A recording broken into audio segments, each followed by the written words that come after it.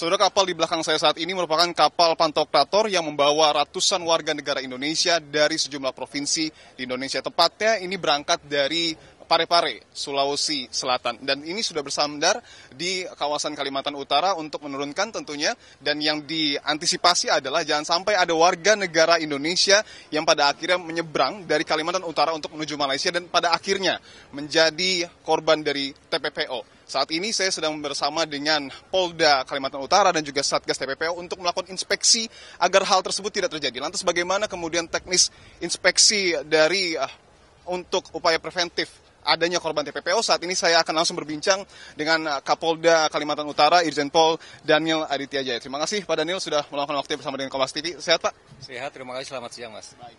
Pak, kita tadi sudah mengikuti beberapa waktu untuk kemudian melihat inspeksi dari Polda Kalimantan Utara agar memastikan tidak ada warga negara Indonesia yang bekerja secara ilegal dan akhirnya menjadi korban TPPO.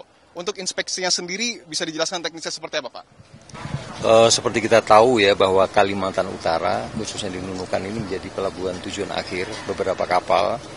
Ini 1 minggu lebih kurang 2 kali, lebih kurang ya. Kemudian hari ini kita melakukan pengecekan di KM Pantokrator ya. Ini dari mana? Dari Parepare langsung ke Nunukan ya. Adapun bagaimana cara kita melaksanakannya supaya semua berjalan lancar. Nah, ini semua jalur kan melalui satu pintu, ya satu arah. Kemudian di situ nanti kita kasih tahu, kita kasih informasi bahwa akan ada kegiatan pengecekan rutin. Kemudian setelah dijadikan pengecekan rutin, nanti kami pisahkan bagi yang ber-KTP atau tidak ber-KTP. Ya, setelah ber-KTP kami akan lihat KTP dari mana, apakah Kaltara ataukah yang lain. Nanti kalau Kaltara ya akan lebih dimudahkan. Jadi tujuannya memang demikian. Meskipun nanti juga ada kemungkinan lain, tetap akan ada sedikit pendalaman. Kemudian bagi yang KTP lain, lah itu mungkin agak lebih dalam lagi kita memeriksanya. Artinya yang KTP lain ini yang kemungkinan terindikasi akan menyeberang dan bekerja secara ilegal di Malaysia, Pak ya? Ya, itu dimungkinkan karena tujuan kenapa kok tujuan akhir di sini tanpa KTP di sini. Itu perlu ada pendalaman, meskipun nanti hasilnya juga akan kita lihat. Kemudian kita kan juga mengecek adanya paspor atau tidak. Kadang-kadang orang nggak punya KTP tapi punya paspor. Nah, itu juga kita lihat. Nah, kita sudah melibatkan tentunya di sini dari imigrasi juga dengan BP2MI. Ya, kita tahu bahwa ketika melaksanakan bekerja di luar negeri ada beberapa syarat teknis ya, seperti jaminan kesehatan dan lain-lain. Itu dari pihak mereka BP2MI terkait masalah syarat-syarat bekerja di luar negeri. Demikian juga tentang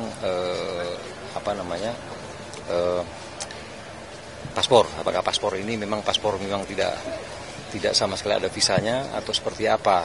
Karena kita tahu bahwa negara ASEAN ini kan bebas visa ya. Tapi nanti kalau semua bisa keluar sana meskipun hanya visa-visa yang jenisnya wisata, tetap kami dalami.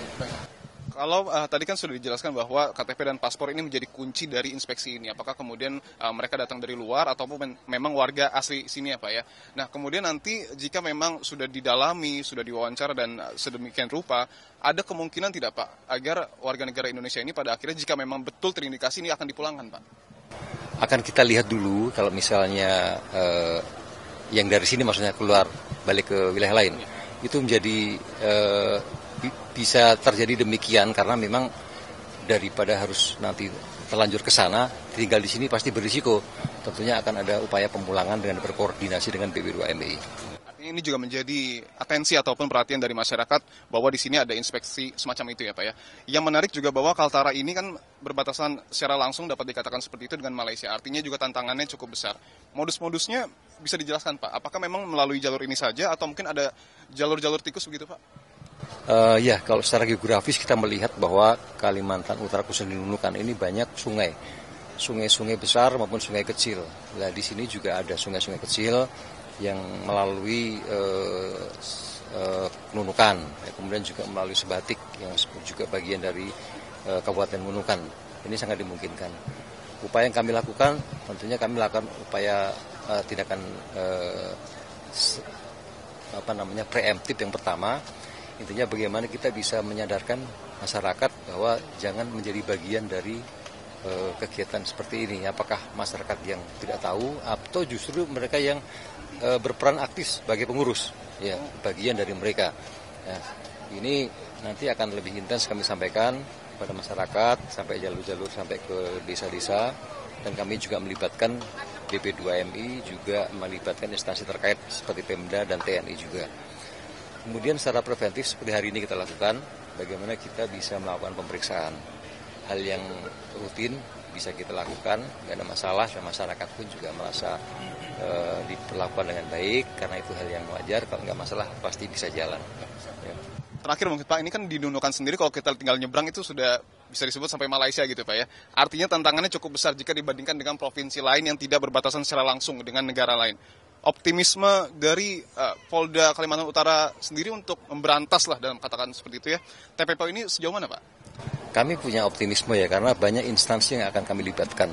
Ya, dalam hal ini TNI, kemudian dari BP2MI, imigrasi, bahkan dengan kepolisian di Raja Malaysia. Kami melalui fasilitasi dari Hupinter, kemudian di sini juga ada staff teknis kepolisian yang berada di Tawau dan yang tempat lain. Kalau kami paling dekat dengan Tawau, jadi kami terus komunikasi, bahkan dengan kepolisian di Raja Malaysia juga kami melakukan komunikasi. Irjen Pol Daniel Aditya Jaya, Kapolda Kalimantan Utara bersama dengan jajaran, terima kasih waktunya sudah berbincang dengan Kompas TV. Terima kasih Pak. Demikian tadi saudara perbincangan kami dengan Kapolda Kalimantan Utara secara umum bahwa inspeksi ini terus dilakukan seperti yang tadi kami sebutkan untuk memastikan tidak ada warga negara Indonesia yang menyeberang ke Malaysia secara ilegal untuk bekerja dan kemudian pada akhirnya menjadi korban dari tindak pidana perdagangan orang. Sejauh ini untuk di seluruh tanah air sudah terdapat kurang lebih 500 tersangka yang kemudian sudah diamankan oleh pihak kepolisian, termasuk diantaranya polisi juga sudah mengamankan lebih dari 1.500 korban TPPO. Artinya giat ini akan terus dilakukan untuk memastikan tidak ada warga negara Indonesia yang menjadi korban dari tindak pidana perdagangan orang. Di Pondok Bahagia, Janifan Prapta, Kompas TV, Kalimantan Utara.